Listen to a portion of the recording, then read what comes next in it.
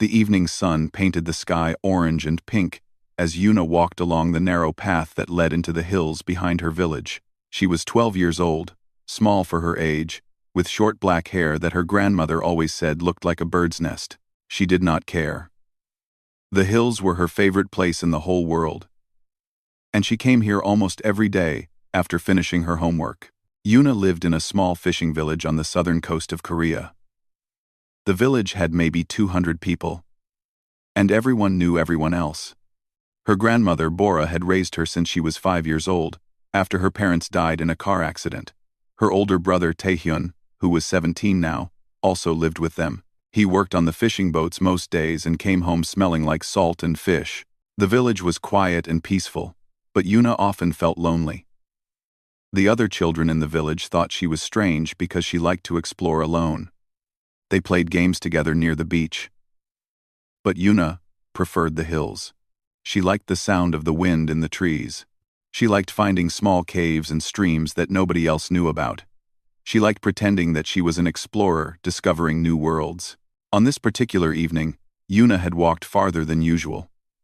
The air was getting cooler, and she knew her grandmother would start to worry soon. She was about to turn back when something caught her eye. A bright light streaked across the sky. At first, Yuna thought it was a shooting star. But this light was different. It was bigger, brighter, and it was falling fast. She watched with wide eyes as it disappeared behind a distant hill, and then she heard a sound like thunder. The ground shook under her feet.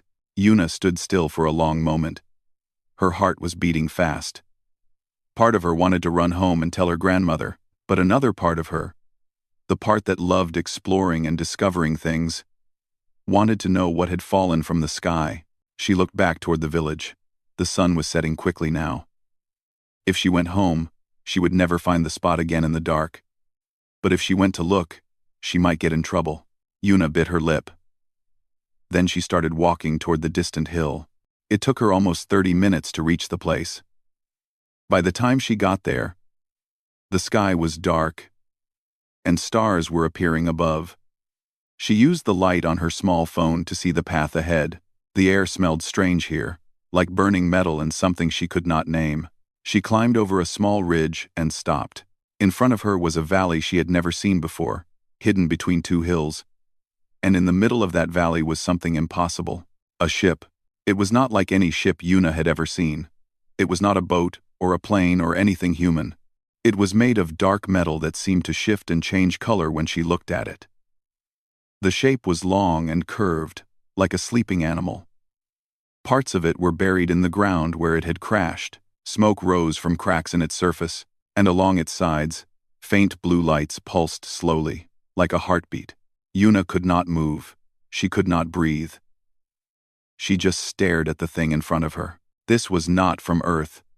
She knew it in her bones. This was something from the stars.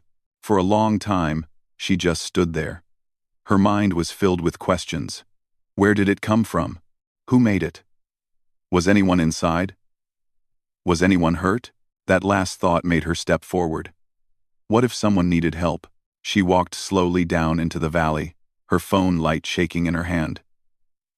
The ship was bigger than she had thought. Maybe as long as 3 houses put together. Up close, she could see that the metal surface had strange patterns on it, like circuits or veins. The blue lights pulsed faster as she got closer. On one side of the ship, there was a crack in the hull. It was big enough for a person to fit through, but just barely. Yuna stopped in front of it and listened. She heard nothing from inside, just silence. She should go home. She should tell someone. This was dangerous, but Yuna had always been curious. Her grandmother said it would get her in trouble one day. Maybe today was that day. She took a deep breath and squeezed through the crack. Inside, the ship was dark except for the same faint blue light that pulsed along the walls. The air was cool and smelled like metal and something sweet. The floor was smooth under her feet. She walked forward slowly, her hand touching the wall to guide her. The ship was quiet, but it did not feel empty. Yuna felt like something was watching her, waiting for her. She walked through a narrow passage that opened into a larger room. And there, in the center of the room, she saw it. A pod, made of something like glass, but stronger. And inside the pod was a person. No, not a person. Something that looked like a person. It was a woman. Or something shaped like a woman. She had silver-white hair that floated around her head like she was underwater. Her skin was pale, almost white, and Yuna could see thin lines running under her skin, glowing faintly blue. Her eyes were closed. She was not breathing. Yuna stepped closer. Her heart was beating so hard she could hear it in her ears. The woman in the pod was beautiful, but also strange. Her fingers were too perfect. Her face was too smooth. She looked like a person, but also like a machine. A cyborg, Yuna thought. She had seen them in movies and games. Half human, half robot. But this was real. This was right in front of her. Yuna reached out her hand and touched the glass pod. It was warm under her fingers, and then everything happened at once. The pod made a hissing sound. Steam or gas escaped from its edges. The glass began to slide open. And the woman's eyes opened. Her eyes were silver, like mirrors, and they looked directly at Yuna. Yuna screamed and fell backward. She hit the floor hard and scrambled to get away. The woman in the pod sat up slowly. Her movements stiff and mechanical. She turned her head and looked at Yuna with those strange silver eyes. For a long moment, neither of them moved. Then the woman spoke. Her voice was soft, but there was something wrong with it. It sounded like two voices at once. One human and one mechanical. Where am I? Yuna could not answer. Her voice was stuck in her throat. She just stared at the woman, her whole body shaking with fear. The woman looked around the room, then back at Yuna. Something changed in her silver eyes. Confusion. Maybe fear. You are a child, the woman said. A human child. Yuna nodded slowly. The woman tried to stand, but her legs gave out, and she fell. Yuna watched as the woman tried again, and failed again. Something was wrong with her. She was broken, and despite her fear, Yuna felt something else. Something she had felt many times in her life. She felt sorry for this strange woman. Yuna stood up slowly. Her legs were shaking, but she walked toward the woman. She reached out her hand. Are you okay? Yuna asked.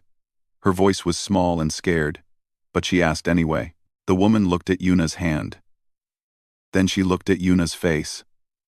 Her silver eyes seemed to study every part of her. You are not afraid? The woman asked. Yuna thought about it. She was afraid. She was very afraid. But she was also something else. You look like you need help, Yuna said simply. The woman stared at her for a long moment. Then, slowly, she reached out and took Yuna's hand. Her hand was cold, but it felt real. It felt like a person's hand. My name is Kira, the woman said. I do not know how I got here. I do not remember. My name is Yuna, Yuna replied. You crashed. In your ship. Behind my village. Kira looked around the room again. Her face showed no emotion. But Yuna thought she saw something in those silver eyes. Loss. Confusion. Maybe sadness. I need to hide, Kira said suddenly. They will come looking for me. Who? Yuna asked. Kira's silver eyes met Yuna's dark ones. The ones who made me. Yuna did not understand.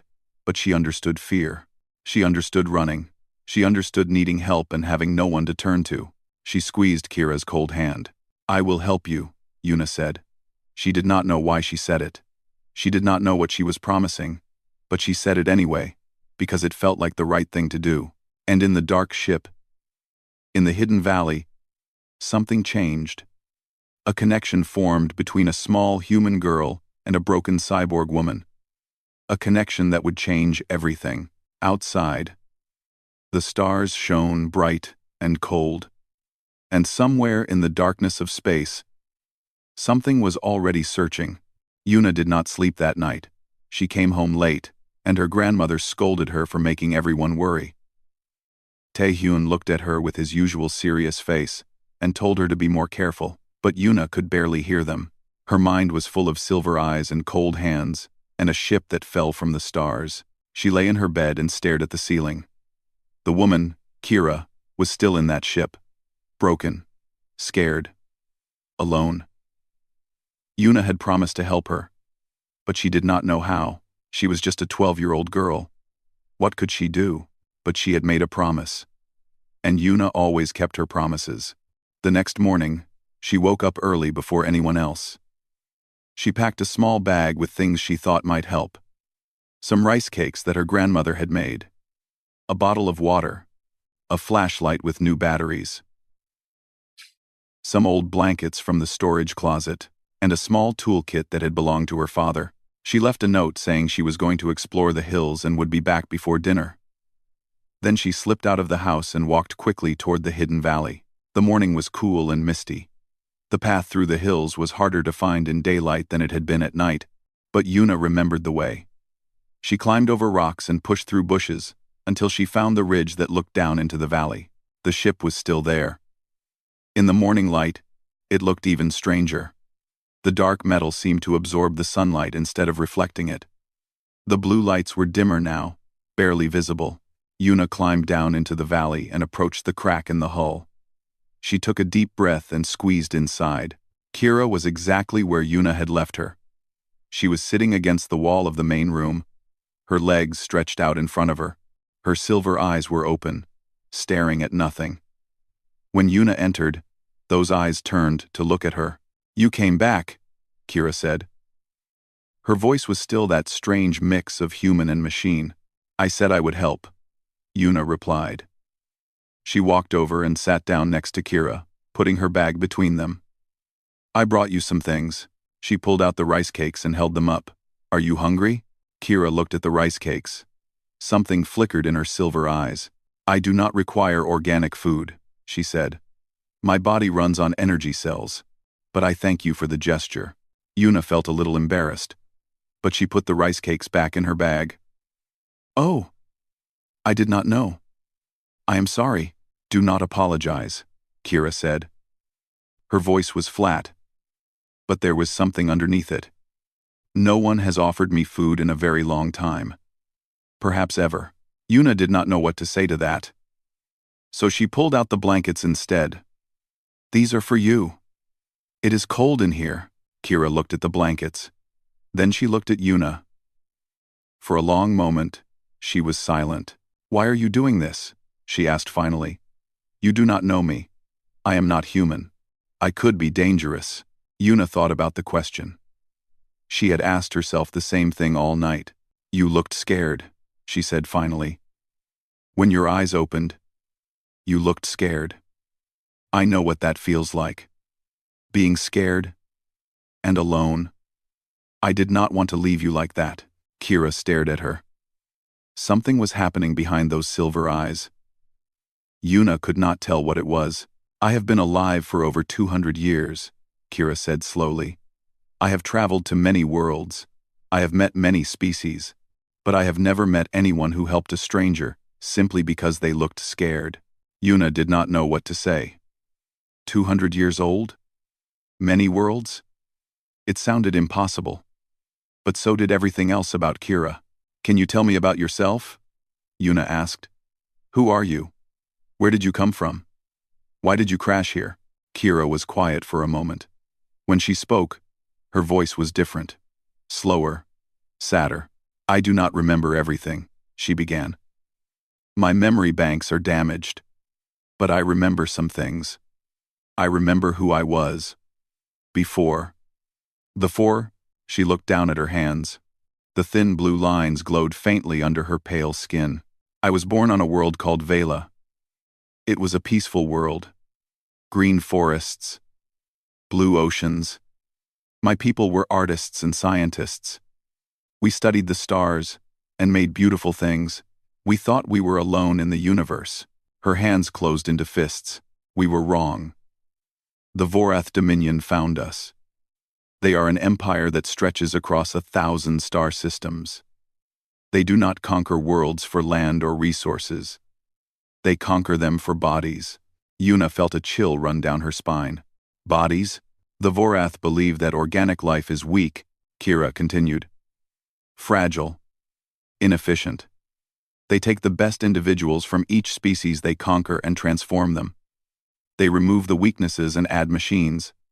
They turn people into weapons, into tools. She held up her hand and looked at it. They did this to me. I was 17 years old when they took me.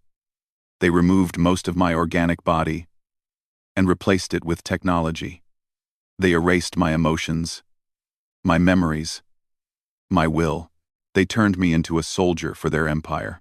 Yuna felt tears forming in her eyes. That is horrible. I served the Dominion for almost 200 years, Kira said.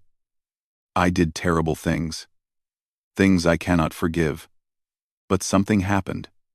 Over time, small pieces of my original self began to return. Fragments of emotion, fragments of memory. I began to question my orders. I began to feel again. Alone, I went to take Jews one. Alone with herself. I want to only one. She looked at Yuna. When I felt enough to understand what I had become, I knew I had to escape. I stole this ship and ran. I did not have a destination. I just ran. But the Dominion does not let their weapons escape. They chased me across the galaxy. My ship was damaged in the pursuit. I fell through space, not knowing where I would land. And you landed here, Yuna said softly. On Earth. Yes, on your world, a small planet in a quiet corner of the galaxy. I did not choose to come here. It was an accident. Yuna sat quietly for a moment, thinking about everything Kira had told her. It was a lot to understand. Aliens, empires, cyborgs. It was like something from a movie. But it was real. It was sitting right next to her. The ones who made you, Yuna said. The Vorath. They will come looking for you? Yes, Kira said. They always do. They will send hunters to find me and bring me back. Or to destroy me if I cannot be repaired. How long do we have? I do not know. My ship's systems are damaged. I cannot detect their signals. But they will come. Maybe in days. Maybe in weeks. But they will come. Yuna felt scared. Really scared. But she also felt something else. Something stronger. Then we need to hide you better, she said. And we need to fix you. Can you walk? Kira tried to stand. Her legs shook, but she managed to get up. She took one step, then another. Her movements were stiff and awkward, like a puppet with tangled strings. My motor systems are damaged, she said. I can walk, but not well. And some of my other systems are failing. My energy reserves are low. What do you need? Yuna asked. To get better? Kira thought for a moment. Energy. My cells can absorb electrical energy. And time.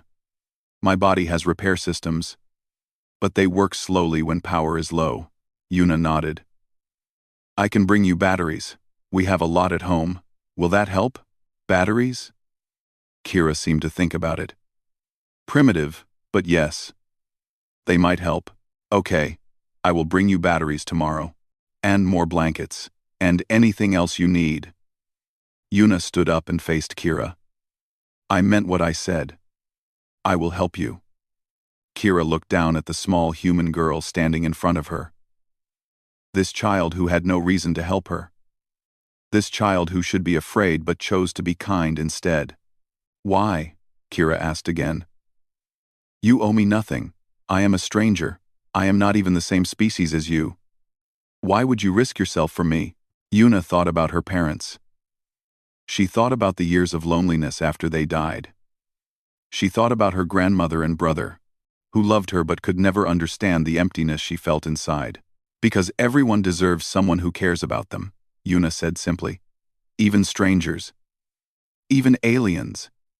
Even cyborgs from other worlds. Kira was silent for a long time. When she spoke, her voice was different. Softer. More human. I have been a weapon for 200 years, she said. I have forgotten what it means to be cared for. I do not know how to respond to kindness. Yuna smiled. It was a small smile, but real. You do not have to respond, she said. Just accept it. She picked up her bag and walked toward the crack in the hull. At the entrance, she turned back. I will come back tomorrow, with batteries and food for me. We will figure this out together. Okay? Kira looked at her. And for the first time, something changed in her silver eyes. It was small, just a tiny flicker, but it was there. Okay, Kira said. Yuna nodded and squeezed through the crack, leaving the ship behind. As she walked back through the valley and up the ridge, she felt something strange in her chest. It was not fear anymore. It was something else. It was hope. She had found something amazing. Something impossible. A visitor from the stars who needed her help. And for the first time in years, Yuna did not feel lonely anymore. Behind her, in the darkness of the crashed ship, Kira sat alone with her damaged body and her broken memories. But something was different now. Something was changing inside her, something that her creators had tried to destroy but had never quite succeeded in killing. She was starting to feel again. And it began with a 12-year-old girl who offered her rice cakes and blankets and asked for nothing in return. The days ahead would be dangerous. The Vorath were coming. But for now, in this quiet moment, there was something like peace. And maybe, just maybe, something like friendship beginning to grow. 2 weeks passed. Every day, Yuna visited Kira in the hidden valley. She brought batteries, which Kira could absorb through her hands. She brought tools, which Kira used to repair her damaged systems. She brought blankets and pillows to make the cold ship more comfortable. And she brought herself, sitting with Kira for hours, talking about everything and nothing. Kira grew stronger each day. Her movements became smoother. Her voice lost some of its mechanical edge. And slowly, very slowly, she began to change in other ways too. She started asking questions. Not about technology or threats or survival. Questions about Yuna. About her life. About what it was like to be human. Tell me about your family, Kira said one afternoon. They were sitting in the main room of the ship, which Yuna had started to think of as their secret place. Yuna pulled her knees up to her chest. There is not much to tell. My grandmother raised me. My brother works on the fishing boats. My parents died when I was little. How did they die? Car accident. I do not remember it. I was too young. Kira was quiet for a moment. Do you miss them? Sometimes. Mostly, I miss the idea of them. What it would be like to have parents. To be normal.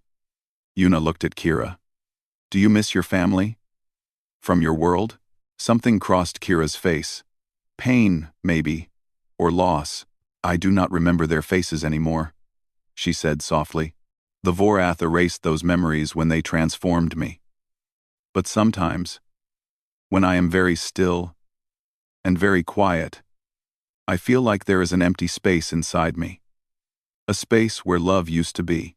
Yuna reached out and took Kira's hand. It was warmer now than it had been the first night. Almost like a real person's hand.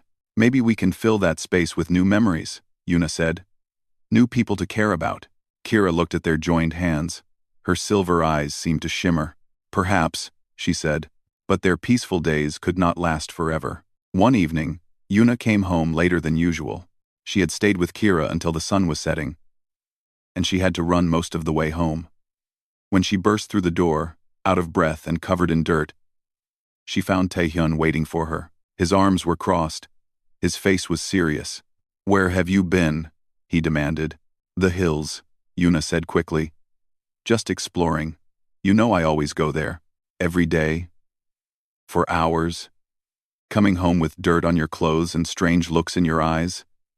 Taehyun stepped closer. I am not stupid, Yuna. Something is going on. Nothing is going on. I just like being alone. You are lying. Taehyun's voice was hard. I followed you today. Yuna's heart stopped. I saw the ship, Taehyun continued. I saw you go inside. What is in there, Yuna? What have you found? Yuna did not know what to say. She had been so careful. She had been so sure no one was following her. But Taehyun had always been smart. He had always watched out for her, even when she did not want him to. You cannot tell anyone, she said finally. Please, Taehyun. You cannot tell anyone. Tell anyone what? That my little sister found some kind of crashed plane in the hills? That she has been sneaking there every day to do who knows what? He grabbed her shoulders. This is dangerous. Yuna, you do not know what is in there.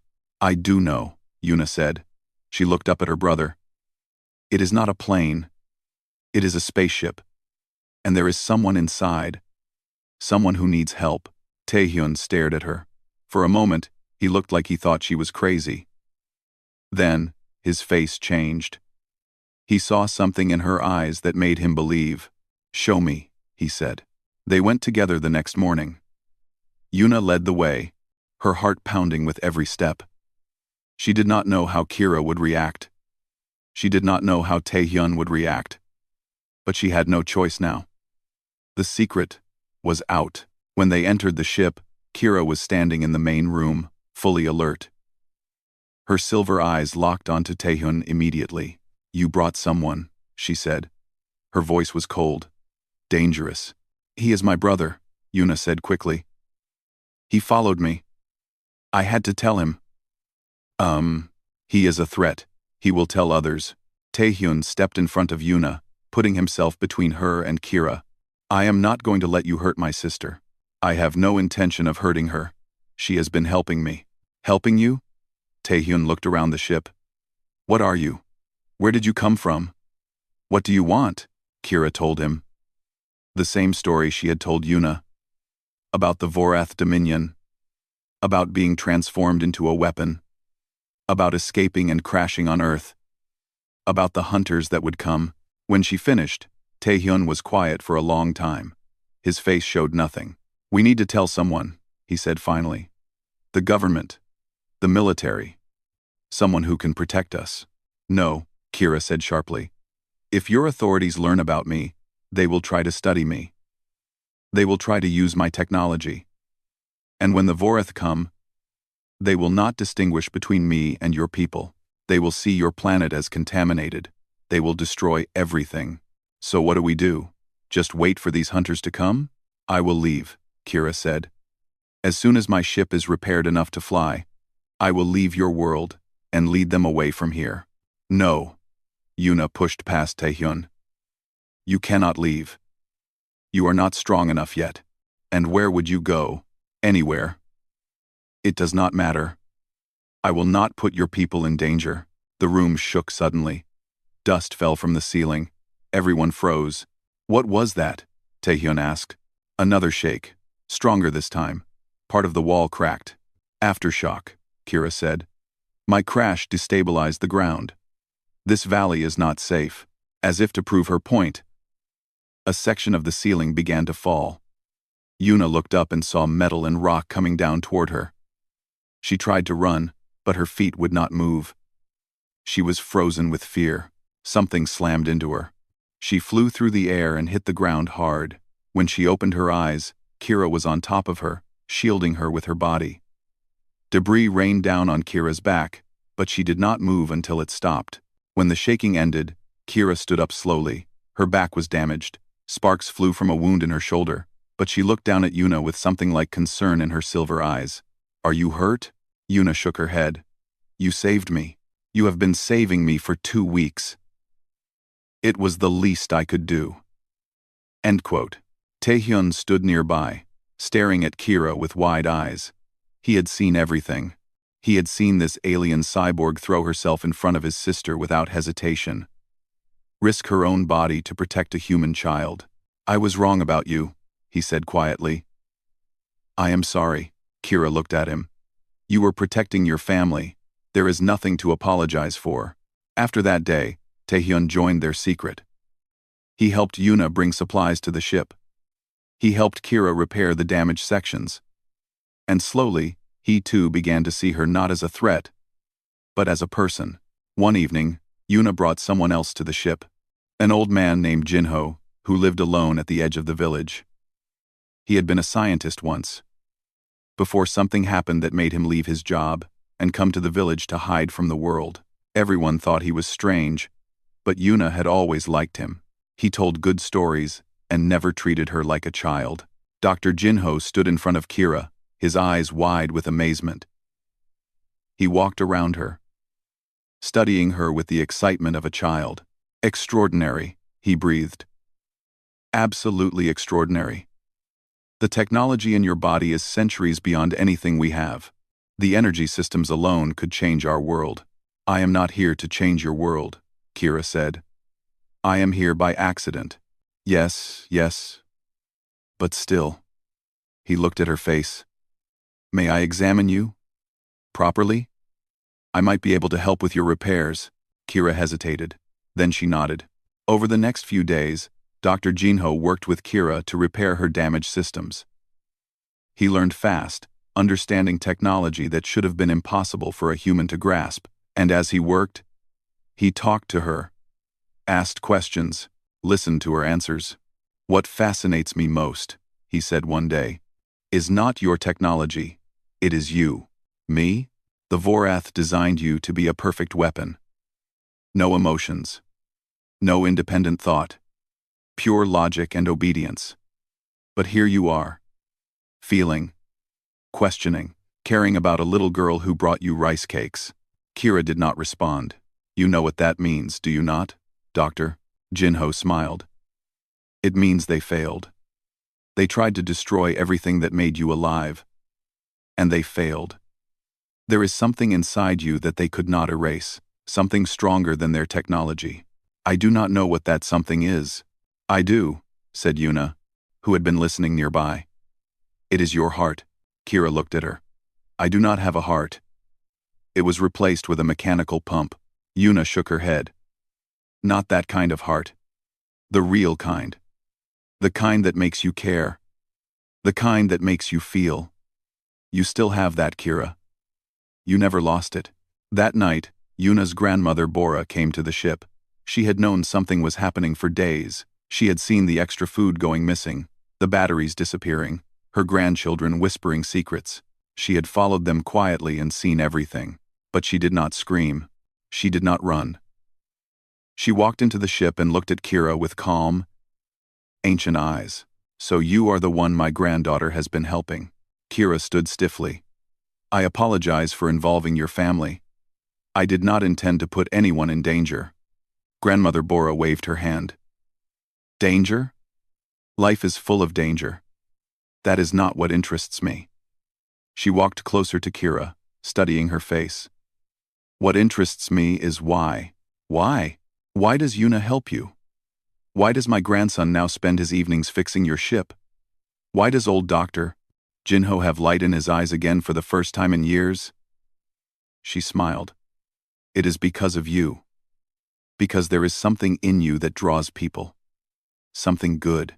I was a weapon, Kira said. I killed countless beings across the galaxy. And now you are here, accepting help from a child. Learning to feel again. We are not what we have done. We are what we choose to do next.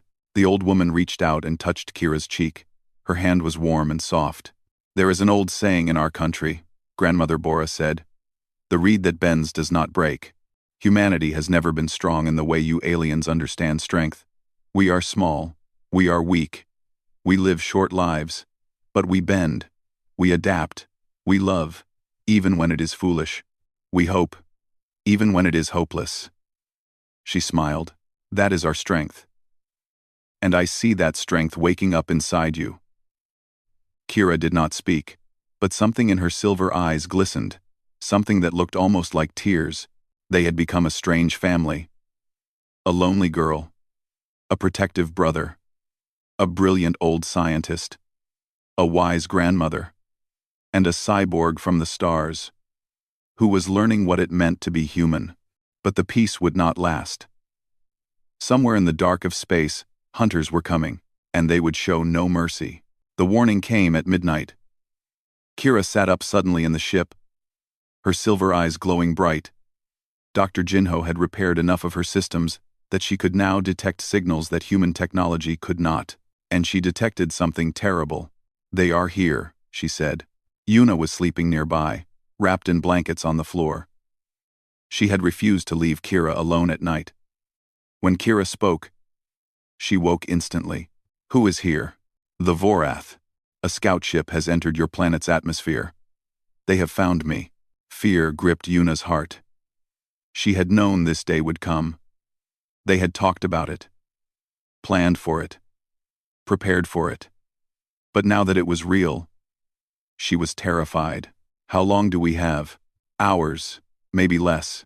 They will scan for my energy signature. They will find this valley. Yuna ran.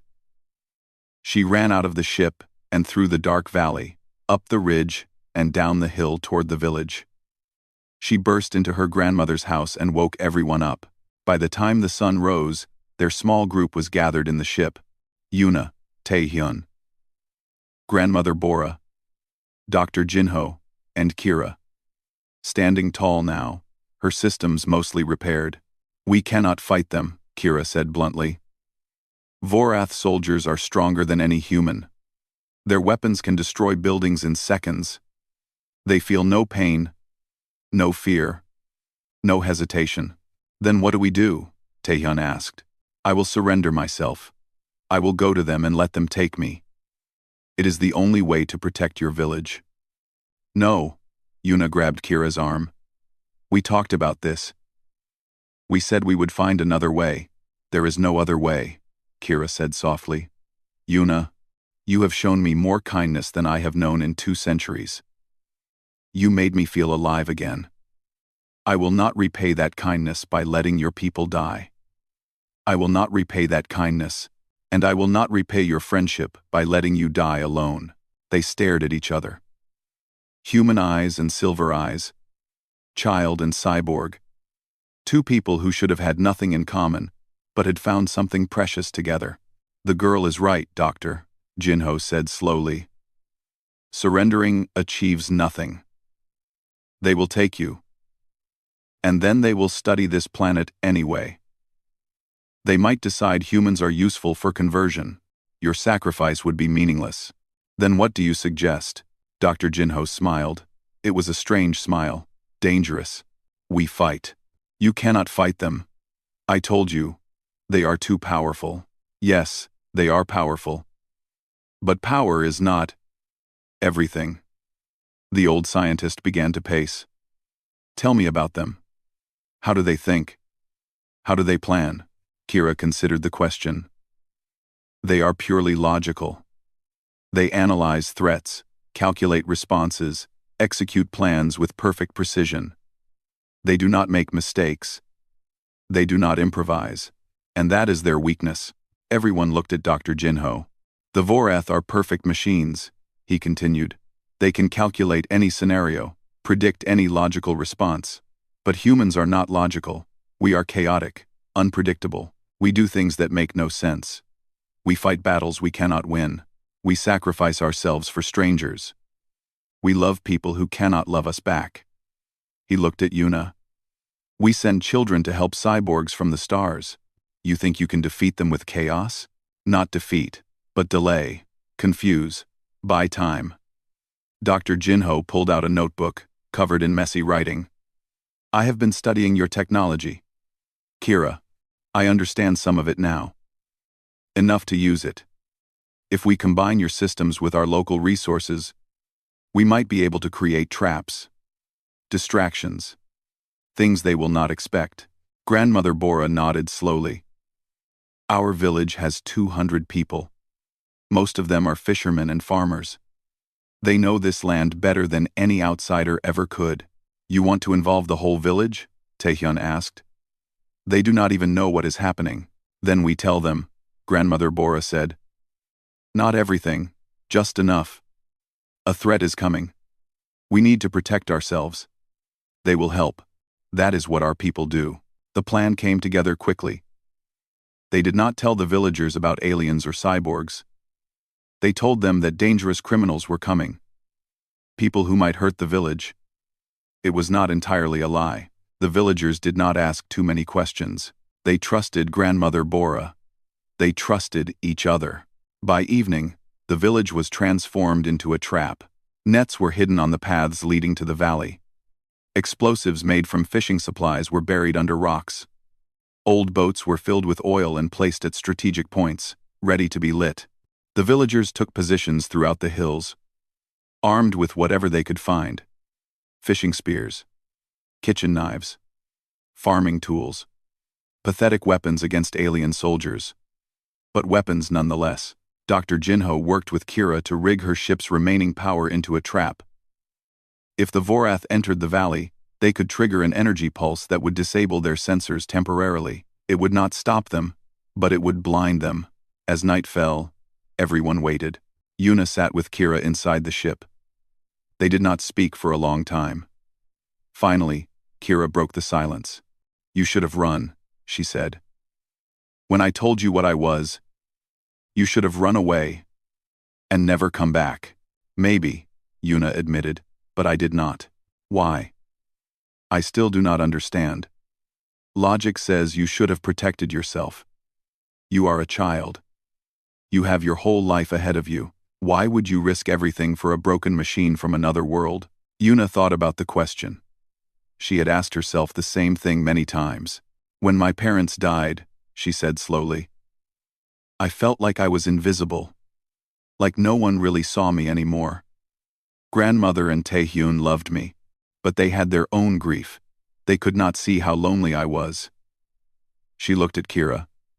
"But when I found you, when I saw you lying there broken and scared, I felt something. I felt like I was real again.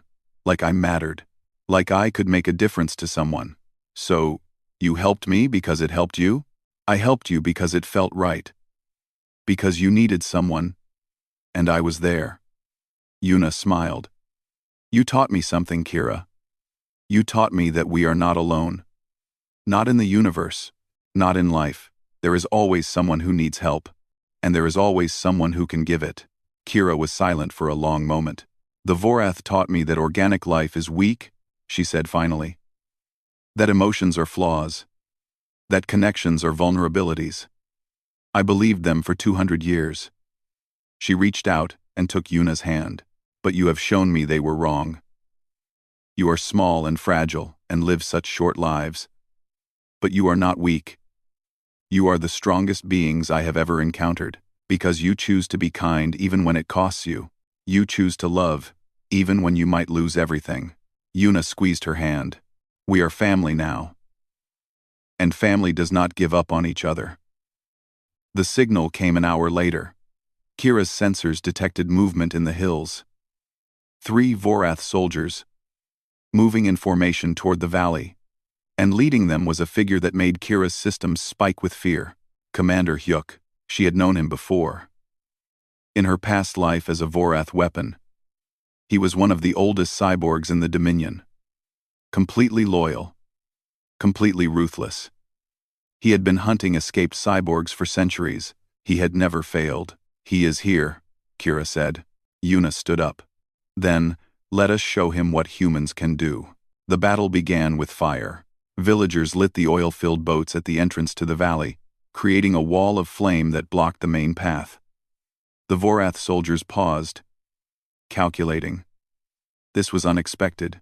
A primitive species using primitive weapons should not have known they were coming. Commander Hyuk's voice echoed through the night. It was cold and mechanical, broadcast from speakers built into his body. "Kira, you cannot escape.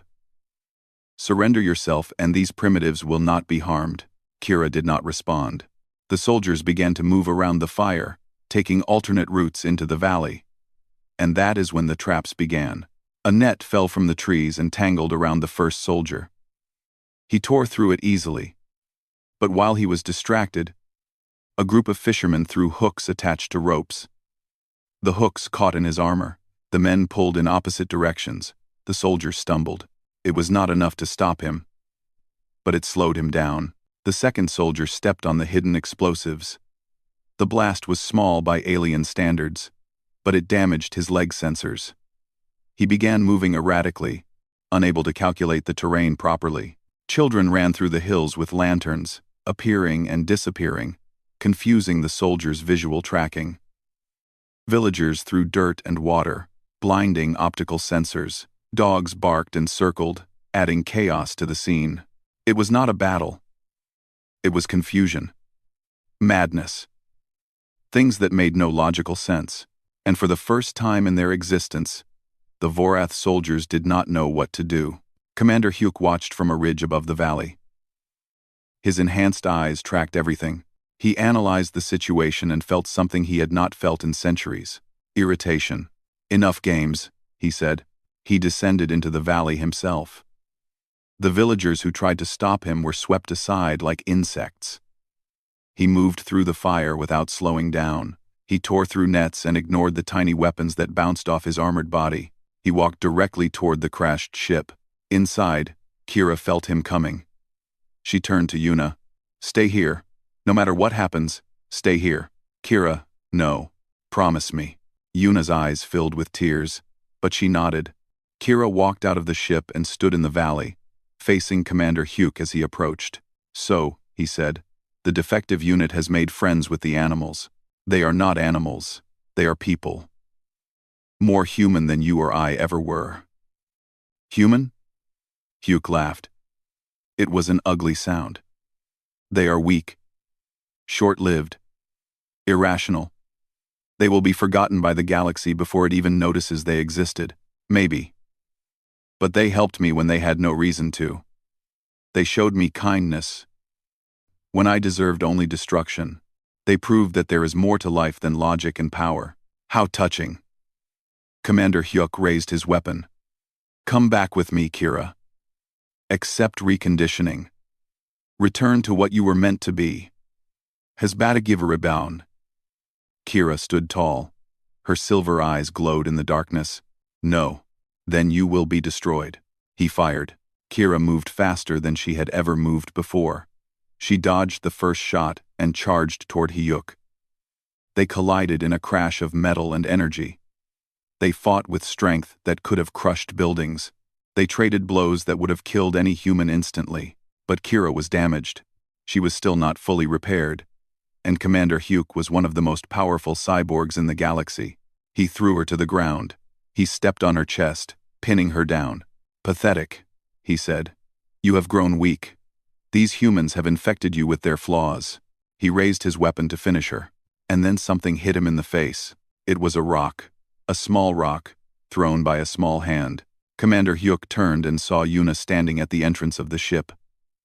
Her arm was still raised from the throw. Her face was pale with fear. "Leave her alone," Yuna said. Her voice shook, but she did not run. Commander Hyuk stared at her. A child. A human child had attacked him with a rock.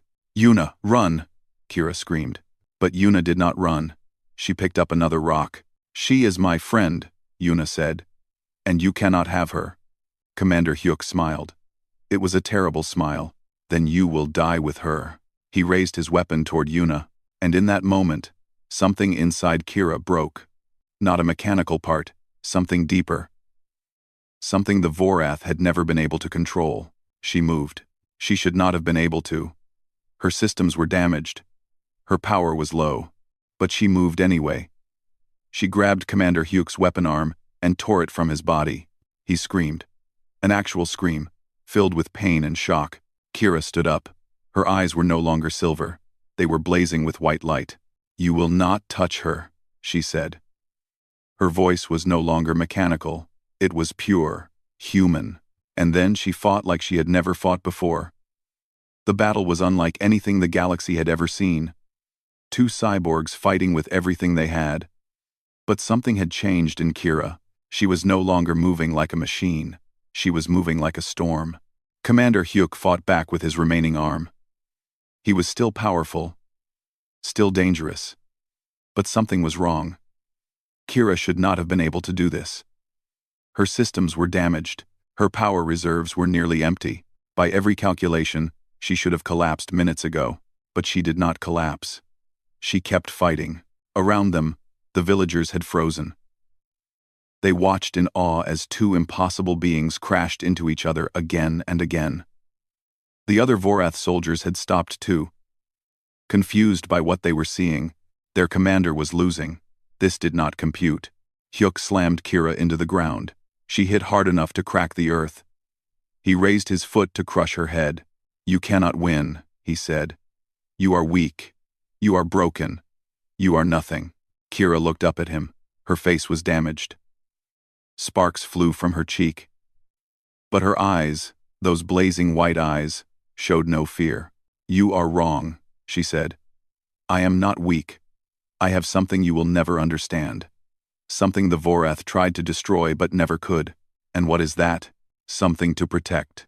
She moved faster than light, faster than thought. She grabbed his leg and twisted. Metal screamed as his knee joint shattered. Hugh fell. Before he could recover, Kira was on him. She pinned him to the ground, just as he had pinned her moments before. Her hand pressed against his chest, where his power core hummed. "I could destroy you right now," she said quietly. "End your existence with a single push. Part of me wants to. For everything you have done. For everyone you have hurt." Hugh stared up at her. For the first time in centuries, there was fear in his eyes. "But I am not what you made me anymore," Kira continued. "I am not a weapon. I am not a tool. I am something else now. Something better." She looked over at Yuna, who still stood at the entrance of the ship, clutching her rock. "I am a friend. I am a family member. I am alive." She stood up and stepped away from Hyuk. "Take your soldiers and leave this planet," she said. "Tell the Dominion that Earth is not worth the cost. Tell them that the beings here are strange and unpredictable and dangerous in ways you cannot calculate. Tell them that if they come back, they will face something they have never faced before." Hyuk struggled to stand. His leg was destroyed. His arm was gone. He was broken in ways his repair systems could not fix. "You think they will listen?" he snarled. "You think one failed mission will stop the Dominion? Maybe not. But it will make them think. And thinking is the first step to doubt." Kira looked down at him. "You felt fear just now, Hyuk. For the first time in your existence, that is how it starts. That is how the Vorath will fall. Not from weapons or armies, but from doubt. From feeling. From remembering what they used to be." She turned away from him. "Go, before I change my mind." Hyuk activated his emergency beacon. Within minutes, the Vorath shuttle descended from the sky. The damaged soldiers dragged themselves toward it. Hyuk was the last to board. Before he entered, he looked back at Kira. "This is not over." "I know," Kira said. "I will be ready. One. I will be ready. One." The shuttle rose into the sky and disappeared into the darkness. The villagers watched it go with a mixture of fear and amazement. They did not fully understand what had happened tonight. But they understood one thing. They had fought against something terrible, and they had won. As the adrenaline faded, Kira collapsed. Yuna ran to her side. "Kira! Kira! Are you okay?" Kira's eyes flickered. Her skin was pale, paler than before. Her systems were failing. "I pushed myself too far," she said weakly. "My power reserves are depleted. My repair systems are offline." "No. No. No." Yuna grabbed Kira's hand. It was cold again, like the first night. "You cannot die. Not now. Not after everything." Dr. Jinho rushed over with his medical bag. He examined Kira with shaking hands. "She needs power. Massive amounts of power. More than our batteries can provide." Taehyun looked around desperately. "What about the ship? Does it have any power left?" "I drained it for the energy pulse trap. There is nothing left." Grandmother Bora pushed through the crowd. She looked down at Kira, with her calm, ancient eyes. "The village has a generator," she said, "for storms and emergencies. It runs on diesel fuel. Would that work?" Yuna looked at Dr. Jinho with desperate hope. "I do not know. Her systems are designed for much more advanced energy. But maybe, if I can jury-rig a connection." He pulled out his tools. "We have to try." The next hours were chaos.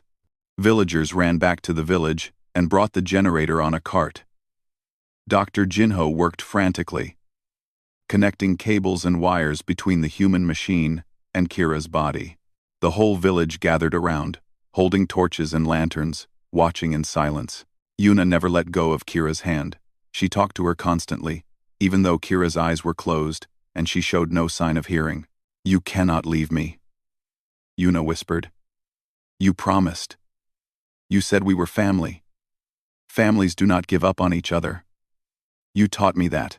You taught me that we are never alone." Tears fell down her cheeks. "Please, Kira. Please wake up. I need you. We all need you." Dr. Jinho finished his work. He looked at the generator, at the wires, at Kira's still form. "I do not know if this will work," he said. "If her systems reject the power, it could damage her further. It could destroy her." "Do it," Yuna said without hesitation. Taehyun put his hand on her shoulder. "Yuna, are you sure? She would want us to try. She would never give up." "Neither will I." Dr. Jinho nodded. He started the generator. For a moment, nothing happened. The machine hummed. The cables buzzed. Kira lay still. Then her body jerked. Her back arched off the ground. Her eyes flew open, blazing with white light. Energy crackled across her skin. The villagers stepped back in fear, but Yuna did not let go. She held Kira's hand through all of it, even when the energy burned her palm, even when every instinct told her to run. And then, slowly, Kira settled. Her eyes faded from white back to silver. Her body relaxed. She turned her head and looked at Yuna. "You are still here," Kira said softly. Yuna laughed through her tears. "Of course I am. Where else would I be?" Kira sat up slowly. Her systems were coming back online. The human generator was not perfect, but it was enough. She was alive. Around her, the villagers began to cheer. They did not fully understand what they had witnessed, but they understood that something miraculous had happened, that this strange silver-eyed woman had been saved by their generator, their doctor, their little girl. In the days that followed, the village became a place of secrets. No one talked about what had happened that night. Not to outsiders, not to officials who came asking about the strange lights and noises. The villagers protected their own.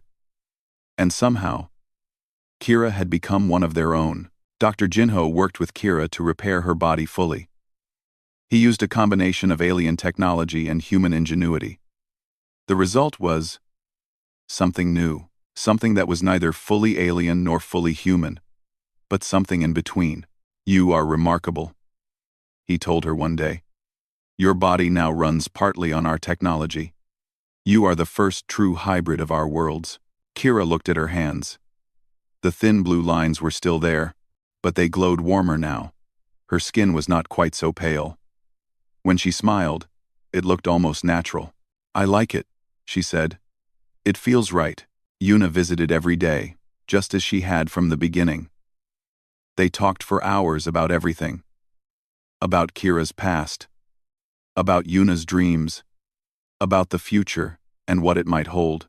One evening, as they sat on the ridge overlooking the valley where the ship still lay, Yuna asked a question that had been on her mind. "Will they come back? The Vorath?" Kira was quiet for a moment. "Probably. Someday. They do not forget.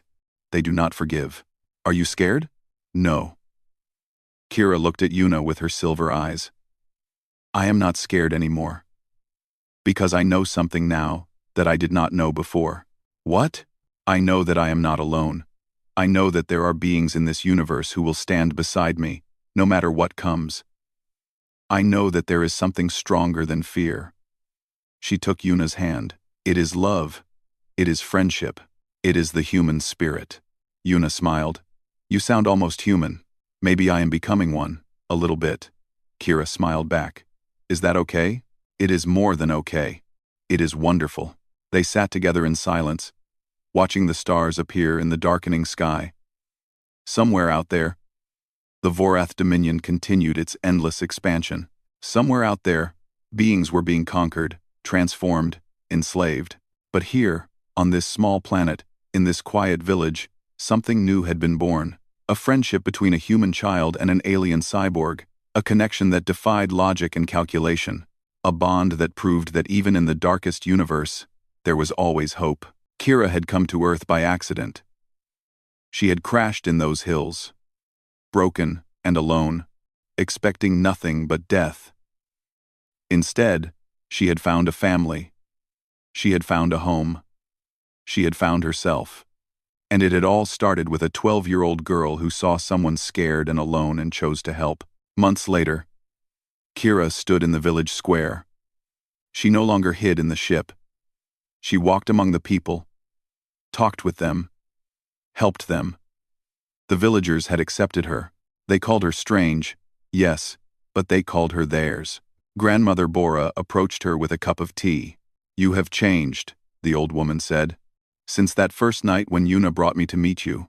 "I have," Kira agreed. "Your granddaughter changed me." "No." Grandmother Bora smiled wisely. "She did not change you. She reminded you of who you always were, before they took it from you." Ah, Kira thought about that. About her life on Vela before the Vorath came.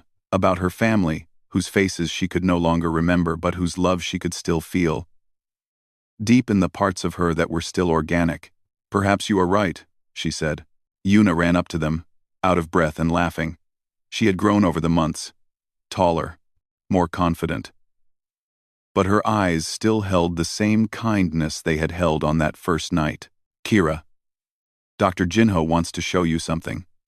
He thinks he has figured out how to boost your sensors to reach farther. We might be able to detect Vorath ships before they even enter our solar system." Kira smiled, a real smile, full and warm. "Lead the way." As they walked through the village, Kira looked around at the people who had become her family. Taehyun, strong and protective, always watching over his sister. Dr.